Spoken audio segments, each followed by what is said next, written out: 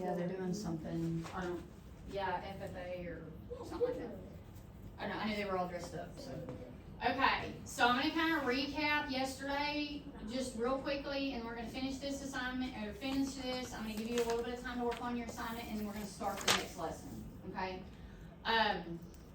Alright, so remember when we solve inequalities, we solve them the exact same way we solve equations, okay? The only thing about inequalities is if we divide across that coefficient out that's with y, and it happens to be negative, what's gonna happen there? Sign flip. My inequality is going to flip direction. Everybody okay there?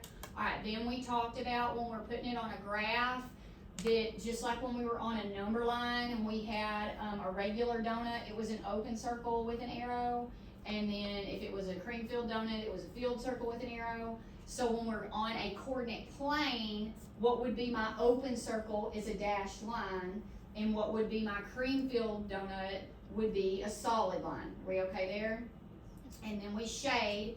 We have to, in order to graph these, they have to be in slope-intercept form. So we have to change it first. You cannot determine anything about that graph without getting it into slope-intercept form. Whereas an equation, we can kind of graph it, but with an inequality, we can't. We need to get it in slope-intercept form. And y'all are decently comfortable with that, so that's a good thing. So, we get it in slope-intercept form, and then we graph it. Once I get ready to graph it, that's where my strategy was. Once I graph my y-intercept and I get all my points before, and I decide my line is solid or dashed, I do that. Then to decide where I shade, I put my pencil where? Y-intercept. I put it on my y-intercept, and then I look at that and I read what my inequality says, and it says y is whatever my inequality is, greater than, less than, or whatever, than whatever that y-intercept value is. And so I draw an arrow at my, basically on that axis line to decide which direction I'm shading, and then I draw my arrow, and then after that I can kind of shade a little bit just so I can see where the shading is. We're okay there? Okay, so we got that. Now, when we're looking at points and deciding if a point is part of the solution, if it falls in the shaded area, it absolutely is.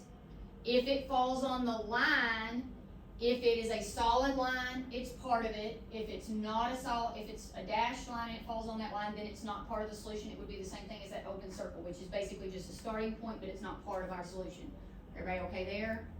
Okay, and then if I want to see if a point is on there, the other way I can check, if I don't have the graph, how can I plug in, how can I see if a point is part of my solution? If I didn't have the graph and I just had the inequality. Put it into y equals and then a table thing. No, we're not going to use the table, not for inequalities. We're going to plug in, we're going to actually plug it into the equation, or inequality. And we're going to plug it into the original inequality, not one that we've made any changes to. That way, if by chance we made a mistake, then in our stuff, then we would catch it when we plug that point back into the original problem. Does that make sense? Okay. Alright, so we talked about a couple of special cases up there. If everything, we're always shading above or below, unless I have this special vertical line, and then I have to look left and right because the only thing I have is an X. I don't have a Y there. Is everybody okay with that? Okay. So then we got these finished yesterday. Alright, so we're down here at number 7.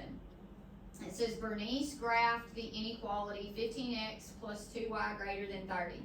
And then it asks, would the shading on Bernice's graph cover the origin? Well, I don't have any idea because I don't have that graph yet. So in order to be able to graph it, what would I need to do? Convert it. Yeah, you need to get into slope-intercept form. So what would I do first to do that? Subtract 15x on both sides. Okay, I'm going to subtract my 15x. And they don't give me a ton of room here, so I'll do that. So now I have 2y greater than negative 15x plus 30. Now what? Okay, I'm going to divide out my 2. Got that. So now I end up with y is greater than negative 15 over 2x plus 15. I don't have quite enough room there. Alright, so that's what that would look like, right? That's my slope-intercept form, and I apologize that you can't read it super great, but I think you're alright. Okay, now then, I don't know exactly what this graph looks like, but I can sketch a little graph just to kind of get an idea. Are we okay there? So what I'm going to do is I'm just going to draw like a little graph right here. And I know that my y-intercept is up here at 15 somewhere, right?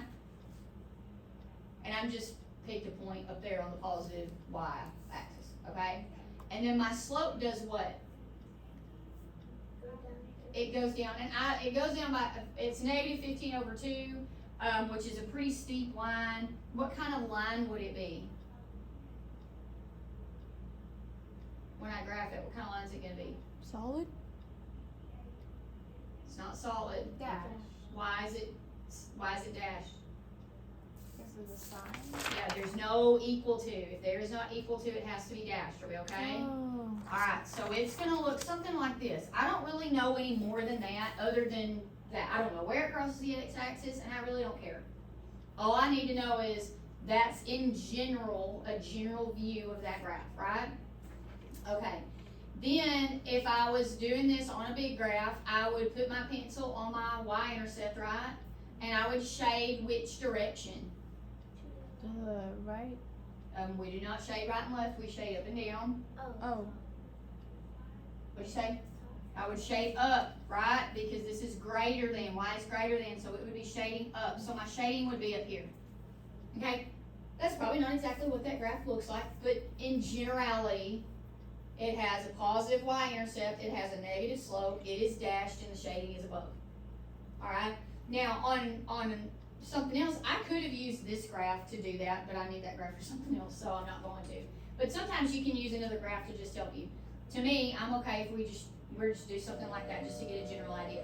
So the question says, would my shading cover the origin?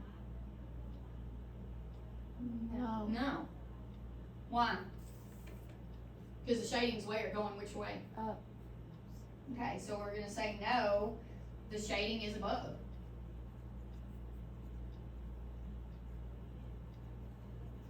Now, in my other class, one of my folks was like, well, I could graph it in my calculator. You absolutely can graph that in your calculator. There is nothing wrong with doing that. You would just then have to look at where would that shading be. Like, you would have to decide that, and you have to remember that it's a dashed line because your calculator is graphing the equation. It's not going to graph the inequality. And with this particular one, I know my calculator only goes up to 10 on the picture, right? So you could absolutely do that. You wouldn't be able to see the y-intercept on your calculator, which is kind of okay. You wouldn't get to see a whole lot of that line because of that y-intercept there. But you probably could, as long as you knew that it was going to be dashed and it was going to be shaded, then you could do that, but you could also do it on your paper about as quickly and make that decision. Is everybody okay there with how to kind of get an idea of where, if that point would be shaded? Okay, so that's just one way that you can do it. Okay, if you use your calculator, you just have to remember where the shading would be. Okay, part B says, is the ordered pair 5 and 10 included in the solution set? So how can I check 0.510? Because I don't know. I'm going to plug it in, and where am I going to plug it in, Emily? I'm going to plug it into my original problem. So my original problem is right here. So I have 15 times what? Times 5. Plus 2 times what? 10. 10, and that is supposed to be greater than 30. 15 times 5 is 75, and 2 times 10 is 20, and 75 plus 20 is 95. So, is that true? Yes. So, we're going to say yes, that's true. And I did with my other class, I wrote a note out here to the side, and I put use original, which Emily had said that because I asked about it, but I just want to make sure that we remember when we're plugging in a point, we're going to use the original. And the reason is, in case I'd made a mistake in rearranging, this will kind of help me answer whether or not it's true based on the original equation, because we know the inequality, we know the original is correct. So I would always use that one. All right, number 8. It says the graph of 3x minus 5y is equal to 15 is shown. So this is not an inequality, this is an equation. Are we okay there?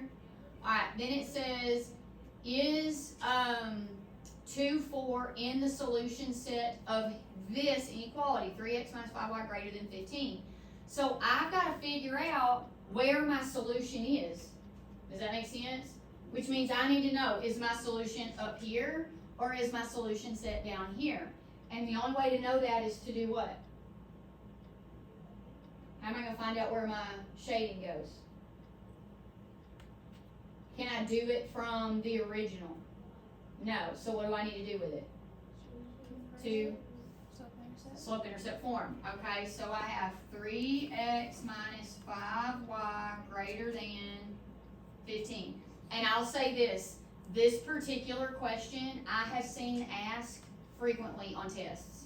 Okay, where they give you the equation already graphed, but they're asking you about the inequality. Okay? So I already know what the slope and the y-intercept is going to be. What I don't know is what my inequality, how it's going to look as far as the shading and solid dash, right? Okay, so I've got to figure that out. All right, so what do I do first here? Gonna subtract 3x from both sides. Okay, so I'm going to subtract my 3x from both sides.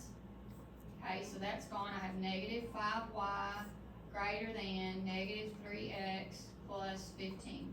Okay, now what? Divide your negative 5 by everything. I'm going to divide out by negative 5. What happens when I divide by negative 5 here?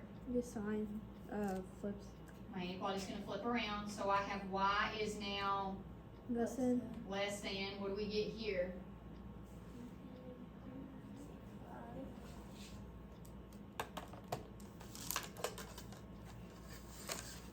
Becomes a positive 3 over 5x because they're both negative. Be real careful with signs there. And what do I get back here?